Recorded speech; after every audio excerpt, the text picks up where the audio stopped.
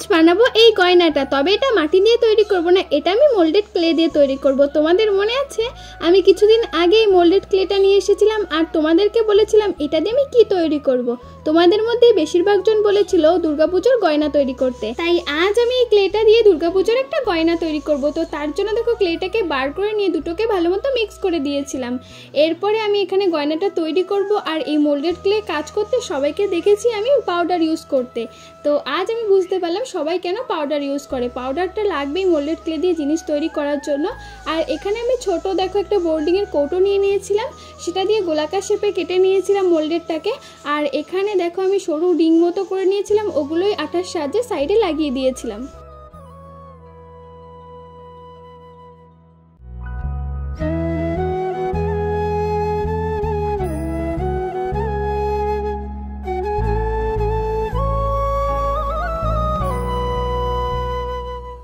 তারপরে আরও একটু ক্লে দিয়ে দেখো আমি রিং তৈরি করে নিয়েছিলাম, সেটাই ছোট ছোট পিসে কেটে নিয়েছিলাম আর ওয়াটার ড্রপের মতো তৈরি করে নিয়েছিলাম। আর একটা সেফটি পিনের সাহায্যে এরকম দাগ দাগ দিয়ে দিয়েছিলাম।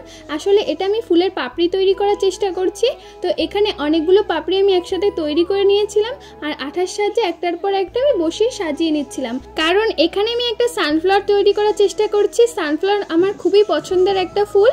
তো দেখো পাপড়িগুলো পরপর বসিয়ে নিয়ে কি সুন্দর একটা ফ্লাওয়ার তৈরি করে নিয়েছিলাম। আর মিডিলে একটা ক্লের বল তৈরি করে নিয়েছিলাম, সেগুলো গ্লুর সাহায্যে আমি বসিয়ে নিলাম। আর একটা যে সেফটি পিন বা পিন যে কোনো জিনিস তোমরা ইউজ করতে পারবে, তো মিডিলে যেমন সানফ্লাওয়ারের থাকে সেরকমই আমি এখানে করে নিচ্ছিলাম। তো সানফ্লাওয়ারটা তো আমি খুব সহজে দেখো এইভাবে ক্লে দিয়ে তৈরি করে নিয়েছিলাম। আর সেম একই রকমভাবে আমি আরও একটা ফ্লাওয়ার তৈরি করে নিয়েছিলাম, তবে একটু ছোট্ট সাইজের। এটা হলো একটা হাড়ের জন্য আর একটা হলো খোপার কাটার জন্য, তো দুটোকেই তৈরি করে রেখে দিলাম। এরপরে আমি ইয়াররিংস তৈরি করবো আর ইয়াররিংসটা একদম ছোট সাইজের তৈরি করব। তো তার জন্য ছোট্ট দেখো আমি গোলাকার শেপ কেটে নিয়েছিলাম আর দেখো তিনটে পাপড়ি তৈরি করে নিয়ে পরপর বসিয়ে দিলাম আর মিডিলে একটা বল বসিয়ে দিয়েছিলাম। তো তারপরে ওর মধ্যেও পিন দিয়ে এরকম যেমন ফ্লাওয়ারে তৈরি করেছিলাম সেমনই করে নিচ্ছি সেম। তো এরকমই আরও একটা আমি ইয়াররিংস তৈরি করে নিলাম। আর আমার মনে হয় মোল্ডেড ক্লে দিয়ে জুয়েলারি বানানো একদম পারফেক্ট, কারণ মাটির মতো অত ভারী হয় না আর খুব সহজে ভেঙেও যায় না। আর আমি কিন্তু মাটি দিয়েও জুয়েলারি তৈরি করেছিলাম, জুয়েলারিগুলো একটু বেশি ভারী হয়ে যায় মাটি দিয়ে তৈরি করলে আর পড়ে গেলেই ভেঙে যায়। তো তার জন্য এখানে আমি মোল্ডেড ক্লে দিয়ে তৈরি করলাম আর মোল্ডেড ক্লে দিয়ে তৈরি করে আমি একদম প্রেমে পড়ে গেছি। এবার থেকে আমি কিন্তু মোল্ডেড ক্লে দিয়ে জুয়েলারি তৈরি করব, খুব সহজে এটা তৈরি করা যায়। আর এখন আমি মাথার কাটার জন্য যে স্টিকটা থাকে সেটা তৈরি করে নিয়েছি আর ওর মধ্যে সুতো ঢুকানোর জন্য একটা সেফটি পিনের সাহায্যে দেখো হোল করে নিয়েছিলাম। আর কিছু মোল্ডেড ক্লে এক্সট্রা ছিল, তো তার জন্য আমি এখানে দেখো কিছু কড়ি বল এগুলো তৈরি করে নিচ্ছিলাম, কারণ মোল্ডেড ক্লে যদি আমি এরকমভাবে রেখে দিই তাহলে দেখবো একটু পরেই শক্ত হয়ে যাবে, তারপরে ওটা দিয়ে আর কিছুই তৈরি করতে পারবো না, তাই এগুলো আমি তৈরি করে নিয়েছিলাম। এরপর এগুলো ভালো মতো শুকিয়ে যাওয়ার পর আমি এখন প্রথমেই কালার করে নিচ্ছি আর কালার হিসাবে প্রাইমার কোটটা ফার্স্টে করে নেব। তো তারপরে আমি কালার করে নিচ্ছি আর এখানে প্রথমে ইয়েলো কালারটা সানফ্লাওয়ারগুলোতে করে নিয়েছিলাম, তো দুটো সানফ্লাওয়ারতে এরকম করে নিয়েছিলাম। আর ইয়াররিংসটাতেও আমি ইয়েলো কালার করে নিয়েছিলাম। ইয়েলো কালারের ওপরে আমি হালকা অরেঞ্জ কালার দিয়ে দিচ্ছিলাম, দেখতে বেশ ভালো লাগছিল, কারণ আমি এখানে সানফ্লাওয়ারটা রিয়েলিস্টিক করার চেষ্টা করছি।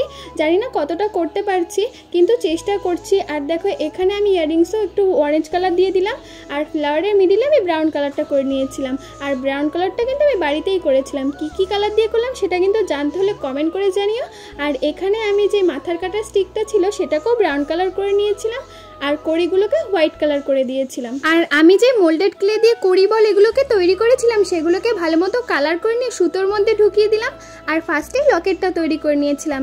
এরপরে পুরো হারটা তৈরি করার জন্য সুতোর একটা টাসেল নিয়ে নিয়েছিলাম আর এই টাসেলটা কিন্তু আমি বাড়িতেই তৈরি করেছি।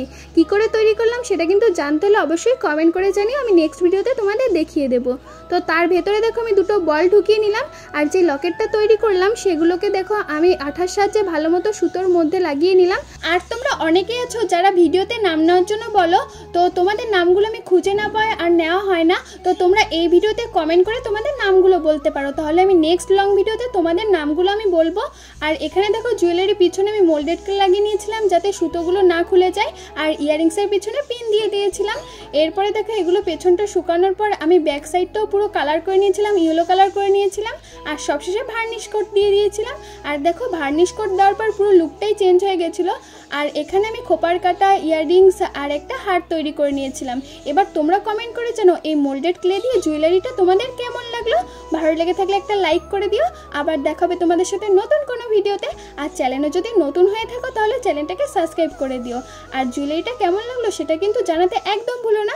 সবাই সুস্থ থেকো, ভালো থেকো, সকলকে টাটা।